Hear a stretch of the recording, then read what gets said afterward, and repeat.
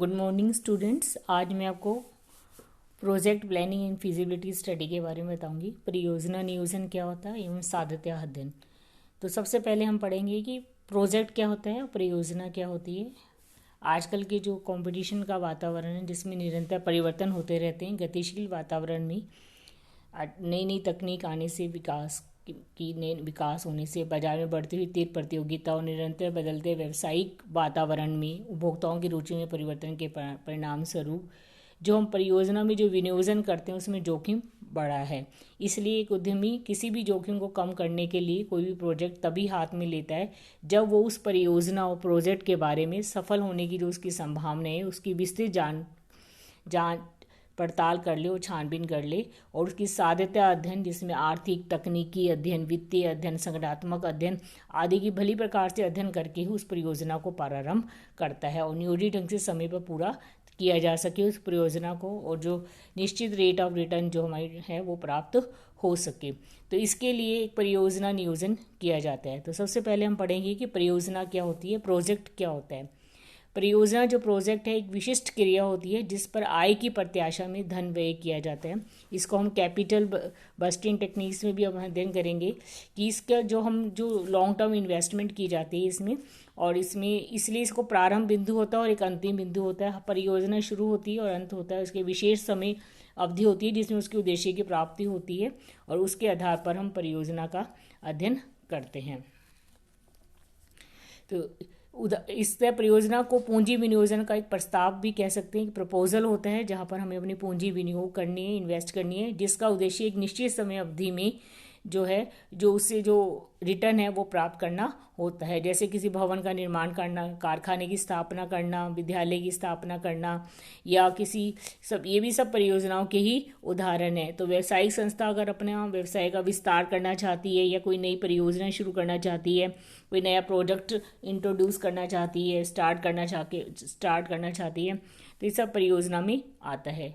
तो एक सिंपल सी डेफिनेशन जैसे मैं आपको बताती हूँ, लिटिल एवं मिडलिस्ट के अनुसार संसाधन के विनियोजन के लिए कोई भी योजना अथवा योजनाकन जिसका एक स्वतंत्र इकाई के रूप में उचित प्रकार से विश्लेषण एवं मूल्यांकन किया जा सके। तो जो संसाधन है, जो हमारे पास धन है, वित्तीय साधन है, उसको हम विनियोजन करना चाहते हैं, तो उसके लिए जो भी योजना है हमारे पास, जो भी प्रोजेक्ट है जो एक इंडिपेंडेंट हो, मतलब जो इंडिपेंडेंट रूप से कार्य करती है, और परियोजना का अपना एक लक्ष्य होता है, विशिष्ट उद्देश्य के लिए स्थापित की जाती है, परियोजना शुरू की जाती है, और जैसे ही वो परियोजना समाप्त हो जाती, उद्देश्य प्राप्त होता है, वो प्रोजेक्ट जो है वो पूरा हो जाता है। तो उसका उचित प्रकार से हम विश्लेषण कर सके सेपरेटली और मूल्यांकन कर सके, उसको क्या बोलते हैं, प्रोजेक्ट।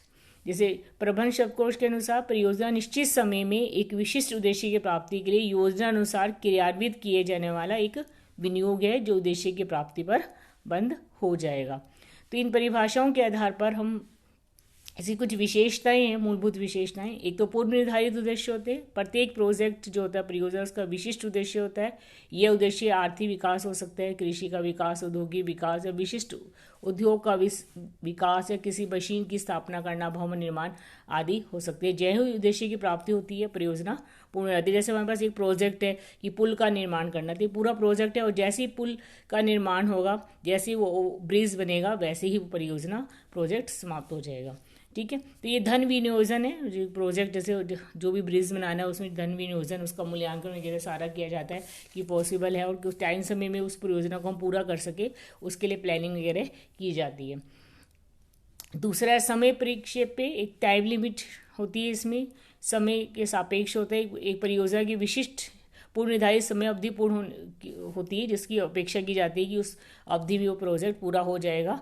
इस तरह परियोजना की एक निश्चित समय सीमा होती है, हमेशा जरूरी नहीं है, लेकिन एक तरीके से ये हमेशा हम डिसाइड करते हैं कि इसमें हम प्रोजेक्ट को इस समय अवधि में पूरा कर लेंगे। एकल अस्तित्व होता है, जो मेन व्यवसाय है, अगर कोई संस्था कोई नया व्यवसाय, कोई संस्था है, अगर वो कोई नया प्रोजेक्ट हाथ में लेती है तो उसका एकल अस्तित्व होता है। उसके लिए एक रिस्पॉन्सिबिलिटी सेंटर को सौंपी जाती है, उसकी जिम्मेदारी अथॉरिटी को सौंपी जाती है, जिसके पूर्ण होने या उसके जो उद्देश्य है उनकी प्राप्ति के लिए उसको उत्तरदायी भी ठहरा सकते हैं। जैसे कि एक संस्था है, वो अपना व्यवसाय कर रही है, सपोज वो अपने व्यवसाय का विस्तार करना चाहती है, और कहीं पर जैसे साउथ में वो व्यवसाय कर रही है, नॉर्थ में कोई प्रोजेक्ट शुरू करती है, तो उसके एक सेपरेट एंटिटी, एक उत्तरदायित्व केंद्र बनाया जाएगा और वो उसके लिए उत्तरदायी होगा। तो ये जो मूल जो व्यवसाय है उसके से एक अलग अस्तित्व होता है इसका, और इसके लिए इसकी जिम्मेदारी जो है एक अलग अथॉरिटी को दी जाती है। संसाधन, एक परियोजना के लिए एक और संसाधनों का आवंटन होता है, इसमें साधनों का आवंटन किया जाएगा। दूसरी ओर वे स्रोत जिनसे साधनों का सर्जन किया जाएगा उन सबकी भी पहचान की जाती है। अग्रिम नियोजन है, पहले से प्लानिंग की जाती है। जब भी हम प्रोजेक्ट अपने हाथों में लेते हैं तो परियोजना में सभी क्रियाओं का गहन अध्ययन किया जाता है। अब इसको विस्तार में हम पढ़ेंगे भी, फिजिबिलिटी स्टडी किस प्रकार एक प्रोजेक्ट की हम साध्यता अध्ययन करते हैं। जीवन चक्र, प्रत्येक परियोजना का एक जीवन चक्र होता है, ठीक है। ये स्टार्टिंग से, इसकी प्रारंभ से लेकर अंत तक जो है क्रियान्वयन और परिणाम मूल्यांकन तक ये समाप्त होता है। तो इसका लाइफ साइकिल के बारे में हम डिटेल में अध्ययन करेंगे कि किस प्रकार परियोजना शुरू होती है। प्रारंभ से पहले उसका विचार आता है दिमाग में, फिर वो परियोजना, फिर विकल्पों पर विचार किया जाता है। प्रारंभ, पहले तो विचार आएगा, फिर परियोजना शुरू करने के लिए नियोजन किया जाता है, फिर उसका क्रियान्वयन मूल्यांकन किया जाता है। स्थिति, अधिकांश दशाओं में परियोजना की स्थिति मुख्यालय से दूर होती है, मतलब जनरली जिसमें नियंत्रण समन्वय में समस्याएं उत्पन्न होती है। परियोजना में नियंत्रण पद्धति अनिश्चितता कारक के कारण सामान्यतः कदम कदम की पूर्णता पर आधारित होती है कि हर स्टेज पर हमने कितना प्रोजेक्ट को पूरा किया है।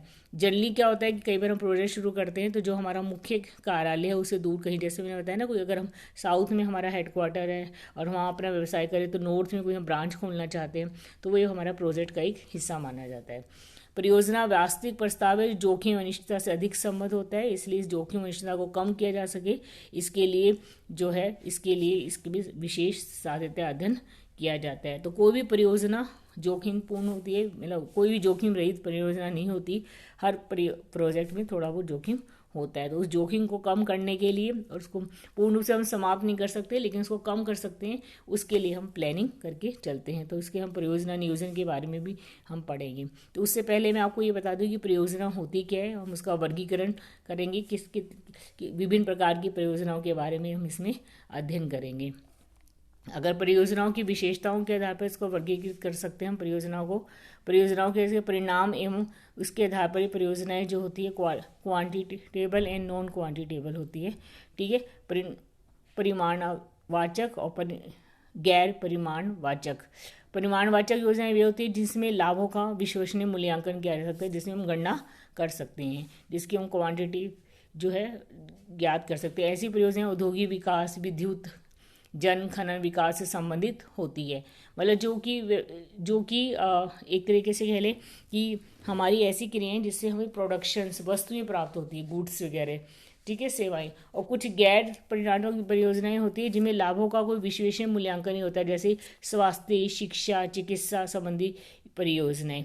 और जो हमारी व्यवसाय से संबंधित या देश के विकास, आर्थिक विकास से संबंधित जो परियोजनाएं होती हैं, परिणात्मक परियोजनाएं, जैसे विद्युत, जन, ये क्या होती है, वही परिणामवाचक परियोजनाएं, ठीक है। इसी प्रकार हम परियोजनाओं को क्षेत्रीय परियोजनाएं भी अगर देखें, सेक्टर वाइज देखें, तो कृषि से संबंधित परियोजनाएं, सिंचाई, विद्युत क्षेत्र के लिए परियोजनाएं जो बनाती है प्रोजेक्ट, उद्योग के लिए प्रोजेक्ट्स, यातायात एवं संवहन, सामाजिक सेवा जिसमें शिक्षा, चिकित्सा वगैरह आ जाती है, और विविध क्षेत्र, इसके आधार पर हम परियोजनाओं का जो है वर्गीकरण कर सकते हैं।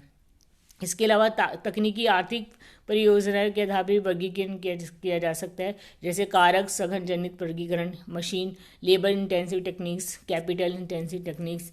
जो प्रोजेक्ट है हमारे, जैसे हम नया मशीन लगाना चाहते हैं, ठीक है, तो उसके लिए जो प्रोजेक्ट है उसमें कितनी विनियोजन की आवश्यकता होगी, उसके लिए हमें जो अध्ययन किया जाता है वो क्या कहलाता है, कारक सघन जनित वर्गीकरण। वो प्रोजेक्ट क्या कहलाता है, कारक सघन जनित वर्गीकरण।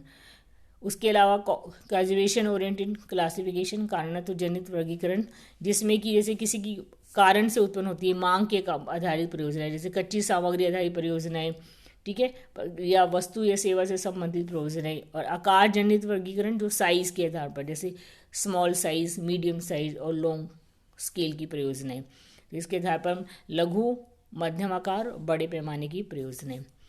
नेक्स्ट, वित्तीय संसाधनों का वर्गीकरण, वित्तीय संस्थाओं का वर्गीकरण। ये जो मुख्य जो व्यवसाय में जो परियोजनाएं जो होती हैं अखिल भारतीय राज्य वित्तीय संस्थान परियोजनाओं का वर्गीकरण उनकी आयु, अनुभव एवं उद्देश्य जिसके आधार पर परियोजना की गई के आधार पर करते हैं।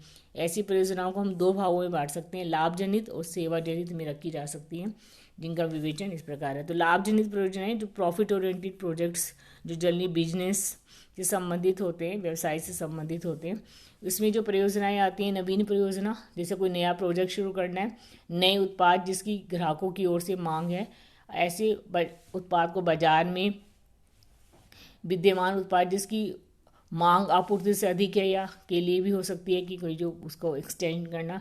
तो नई परियोजना की पहचान तथा निर्माण के लिए विशेष ज्ञान एवं योग्यता की आवश्यकता होती है। अगर कोई नया प्रोजेक्ट हम शुरू करते हैं, ऐसी परियोजनाएं तब स्वीकार की जाती है जब विनियोग का जो प्रत्याय दर है शुद्ध रो का प्रवाह वांछित दर से अधिक है, जो उसकी जो नेट कैश इनफ्लो है अगर उससे अधिक, अगर हमारी कॉस्ट ऑफ कैपिटल से अधिक रिटर्न प्राप्त होती है जो हमारे यहाँ उसमें विनियोग हो रहा है, तो इस परियोजना को हम स्वीकार करते हैं।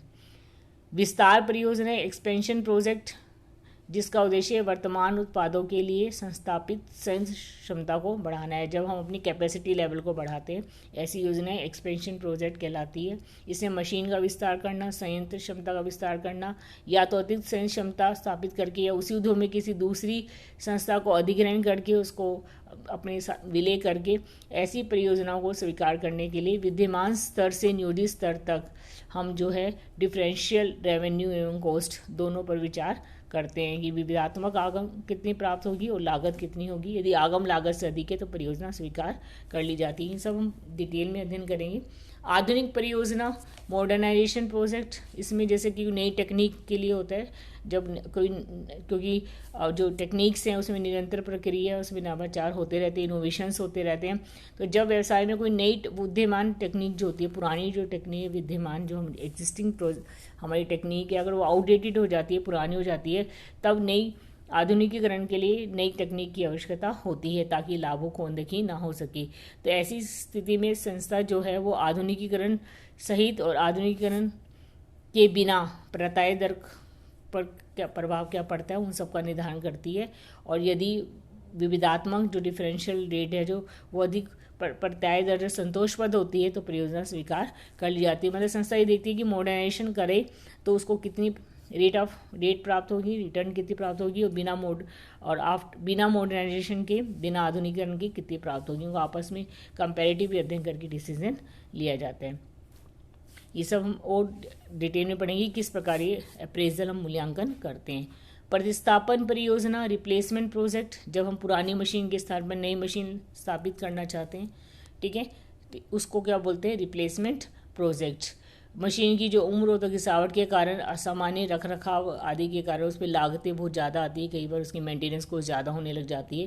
तो ऐसी स्थिति में पुरानी मशीन को उत्पादों में प्रयोग करना लाभप्रद नहीं होता, तो उस स्थिति में नई मशीन को खरीदने की योजना बनाई जाती है। विविधीकरण परियोजना, जब एक व्यक्ति एक से अधिक उत्पादों को प्रस्तुत करता है, डाइवर्सिफिकेशन करना चाहता है, तो उसके लिए जो परियोजना बनाई जाती है उसके लिए नए नए क्षेत्रों में, नए नए बाजारों में जो संभावनाएं हैं उनका रिसर्च की जाती है और उसके आधार पर वो डिसीजन लेते हैं। तो कई व्यवसाय में कई तरह की परियोजनाएं होती हैं। दूसरा इसको जो हम कर सकते हैं, एक तो ये तो हमने किया है प्रॉफिट ओरिएंटेड प्रोजेक्ट्स, एक होते हैं सर्विस ओरिएंटेड प्रोजेक्ट, जो कि इनसे मतलब संस्था को लाभ तो प्राप्त नहीं होते हैं लेकिन संस्था को लाभ प्राप्ति में सहयोग करते हैं, इनडायरेक्टली ये सहयोग करते हैं। जैसे शोध एवं विकास परियोजनाएं, उसके लिए संस्था के विभिन्न जो विभाग हैं नए उत्पाद में सुधार के लिए बाजार शोध आदि वगैरह करते हैं, रिसर्च करते हैं। तो उसके लिए कोई ऐसी परियोजनाओं की स्वीकृति के लिए संभावित प्रत्याय कभी भी आवश्यक नहीं है, क्योंकि इसका माप करना बड़ा ही कठिन होता है। तो जो सेवा जनित परियोजनाएं होते हैं इसमें जो रिटर्न होती है उसका माप करना थोड़ा कठिन होता है, लेकिन ये परियोजनाएं भी इंपॉर्टेंट होती है सर्विस ओरिएंटेड प्रोजेक्ट्स, क्योंकि ये संस्था को लाभ प्राप्ति में सहयोग करती है। कल्याणकारी योजनाएं जैसे कि कैंटीन की व्यवस्था करना, जो लेबर है उनके लिए, जो भी हमारे कर्मचारी जो व्यवसाय के कर्मचारी हैं उनके लिए आवास, चिकित्सालय आदि परियोजनाएं शुरू करना, इससे कर्मचारियों का मनोबल बढ़ता है और परियोजनाओं इनका भी मूल्यांकन थोड़ा कठिन होता है। शैक्षणिक परियोजनाएं, कर्मचारियों की कार्यकुशलता में सुधार के लिए जो शैक्षणिक परियोजनाएं, प्रशिक्षण ट्रेनिंग संबंधी परियोजनाओं में विनियोजन किया जाता है। प्रतिष्ठा परियोजनाएं, कुछ परियोजनाएं ऐसी होती है जो संस्था को जनता में अनुकूल धारणाओं के लिए फेवरेबल वातावरण, गुडविल को बढ़ाने में सहयोग करती है, जैसे गेस्ट हाउस वगैरह आदि का निर्माण करना, ये सब इसके अंतर्गत आता है। तो ये विभिन्न प्रकार की परियोजनाएं हैं जो व्यवसायिक संस्था जो है अब प्रारंभ कर सकती है। तो नेक्स्ट क्लास में हम पढ़ेंगे कि प्रोजेक्ट प्लानिंग क्या होती है, फिजिबिलिटी स्टडी के बारे में अध्ययन करेंगे। Thank you.